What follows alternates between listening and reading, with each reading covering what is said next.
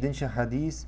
Кала Наби саллаллаху алейхи ва саллям истагину аля инджахил хаваиджи бил китман. Peygamberimiz sallallahu aleyhi ve sellem aytты,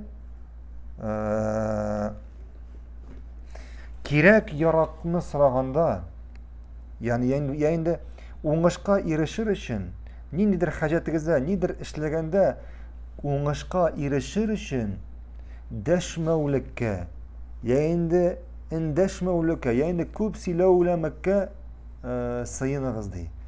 Күп сөйләмәгәнгә, ягъни эндәшмәгәнлеккә сыеныгыз ди. Фәиннә кулла зи нигъмәтин махсуд. Шунлыкта һәрбер нигъмәт иясенә күз тиюе бар.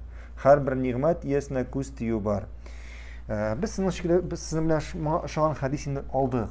Шулай Пәйгамбәр саллаллаху алейһи ва сәллям әйтте, әгәр берәр эшнең уңышын ахырының нәтиҗәсенә ирешәсез икән, бу эшегезне битермичә аның турында сөйләмәгез.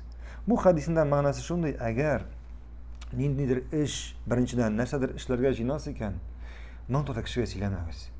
Моның турында кешегә сөйләмәгез, чөнки һәрбер эшнең, һәрбер нигъмәтнең көнчесе бар.